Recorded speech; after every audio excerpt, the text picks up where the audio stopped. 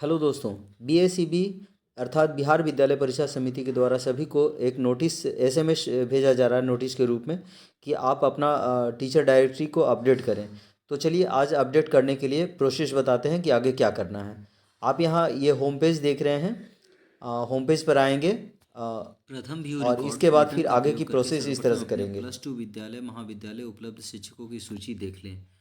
तो सूची देखने के लिए आप यहाँ पर व्यू टीचर रिकॉर्ड करेंगे, लेकिन पहले से रजिस्टर्ड नहीं है तो फिर अब क्या करें। यहाँ पर देखिए ऐसा करना है, क्या क्या इसमें आपको आने वाले समय में क्या क्या ध्यान देना है, किन किन बातों का ध्यान देना है, चलिए देखते हैं। तो सबसे पहले पर्सनल डिटेल आपको फिल करने हैं। आप इसको जूम करें और यहाँ देखें नेम ऑफ टीचर्स है, यहाँ पर टीचर का नाम लिखेंगे, जेंडर लिखेंगे, इसके बाद डेट ऑफ ज्वाइनिंग यहाँ पर भरेंगे। इस तरह से अपना ये खुल जाएगा और इस तरह से इसको भर लेंगे। इसके बाद डेट ऑफ बर्थ यहाँ पर भरेंगे, डेट ऑफ बर्थ भी इसी तरह से करेंगे। फिर सेकंड सेक्शन आप राइट साइड में आएंगे, फिर देखेंगे यहाँ पर ईमेल आईडी ऑप्शन में है, ऑप्शनल है, दे दें तो अच्छा है, ईमेल आईडी देना चाहिए।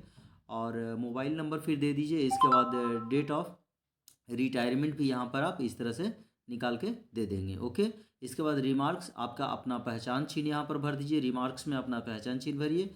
इसके बाद पुनः नीचे आइए। अगला सेक्शन में क्या कहता है, बैंक अकाउंट भरने के लिए कह रहा है। बैंक अकाउंट नंबर भरिए, बैंक नेम भरिए, बैंक का नाम जैसे एसबीआई कहाँ पर है वो अपना जो भी है वो अपना नाम भरिए। इसके बाद फिर आईएफएससी कोड उसका डाल दीजिए और आधार नंबर ऑप्शनल है। आधार ऐसे देना चाहिए, ऑप्शनल होने है, ना दे तो भी चलेगा, पर ऑप्शनल है, ऑप्शन है तो आपको देना चाहिए। इससे कोई नुकसान वाली बात नहीं है। नेक्स्ट अगले सेक्शन में चलते हैं। तो यहाँ पर दिया हुआ है सबमिट ऑफ अपॉइंटमेंट, अपॉइंटमेंट है यहाँ पर। और ये अपॉइंटमेंट आपका किस रूप में हुआ है, टीचर में है।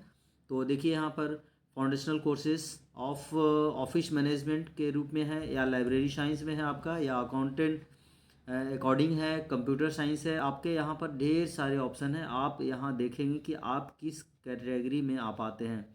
बैंकिंग सेक्टर में आते हैं, फूड में आते हैं, एक्सरे में आते हैं, मेडिकल अकाउंटेंट, मतलब काफ़ी सारा कुछ है। तो आप यहाँ पर ये देख करके अपना डायरेक्टरी में से निकाल लेंगे।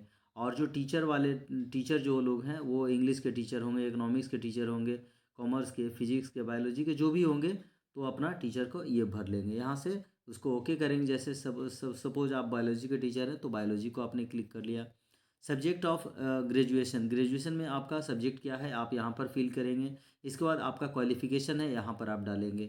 इस तरह से भरने के बाद फिर राइट साइड में आएंगे और फिर डिग्नेशन लिखेंगे। डिग्नेशन, डिग्नेशन में आपका क्या है, जैसे आप प्रिंसिपल हैं कि हेडमास्टर हैं कि प्रोफेसर हैं कि लेक्चरर हैं कि एसोसिएट प्रोफेसर हैं या नियोजित टीचर हैं या इंचार्ज प्रिंसिपल हैं, गेस्ट टीचर हैं या अदर है या असिस्टेंट टीचर हैं। अभी अभी जो नवनियुक्त हुए हैं वही सभी असिस्टेंट टीचर के रूप में आएंगे। जो 9 10 से ऊपर में हैं वो सारे, और बाद बाकी जितने 1 to 5 में हैं वो भी। लेकिन 1 to 5 के लोग भरना नहीं है ज़्यादातर। 9 से लेकर के 12 तक के जो भी टीचर आए हैं उनके लिए ये है। तो असिस्टेंट टीचर के रूप में ये जो है सो फील करेंगे। पीजी में आपके जो सब्जेक्ट रहे हैं वही सब्जेक्ट को यहाँ पर फिल करना है। चलिए फिर से इसको अब नेक्स्ट स्टेप की ओर आगे चलते हैं। तो यहाँ पर आपको इस डायरेक्टरी में आपको भरना है कि only for new job some other school. जो पहले से किसी स्कूल में कार्यरत थे वो लेफ्ट साइड में भरेंगे, और राइट साइड में करेंट डिटेल भरना है, यानी कि करेंट में आप कहाँ हैं और प्रीवियस कहाँ पर हैं। तो चलिए प्रीवियस वाले को देख लेते हैं। जैसे डिस्ट्रिक्ट भरना है, नेम ऑफ स्कूल भरना है, सब्जेक्ट ऑफ अपॉइंटमेंट, आप किस सब्जेक्ट में अपॉइंटमेंट थे तो सब्जेक्ट भी आप चुन सकते हैं। देखिए इस तरह से बहुत सारे सब्जेक्ट हैं, आप किस फील्ड में कहाँ पर थे तो या ये लिख लीजिए। इसके बाद फिर डेट ऑफ ज्वाइनिंग आप यहाँ लिखना है। इसके बाद फिर स्कूल कोड, अपना स्कूल कोड दीजिए। फिर डिग्नेशन यहाँ पर दीजिए और डेट ऑफ लिविंग दीजिए, मतलब आपने किस डेट को छोड़ा है यहाँ पर आपको डेट भरना है। ठीक है। और इसके बाद फिर आप राइट साइड में चले आइए। तो राइट साइड में आएंगे तो फिर यहाँ पर आपको करेंट डिटेल में भरना है। तो यहाँ यहाँ भी डिस्ट्रिक्ट भरें, स्कूल भरें, स्कूल नेम भर दें। यहाँ पर यहाँ स्कूल का कोड होगा, स्कूल का कोड अपने प्रधानाध्यापक से पूछ लेंगे, या तो फिर आपके यहाँ एग्ज़ाम्स हो रही हैं तो एग्ज़ाम पेपर के ऊपर फ्रंट पेज पर भी लिखा हुआ रहता है, आप वहाँ से भी देख सकते हैं।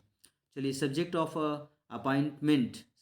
अपॉइंटमेंट में आप देखें किस सब्जेक्ट के लिए आप बहाल हुए हैं इस टीचर में। तो यहाँ पर टीचर थे या कोई भी हिस्ट्री टीचर थे, हिंदी टीचर थे, तो अपना इस तरह से भर लेंगे।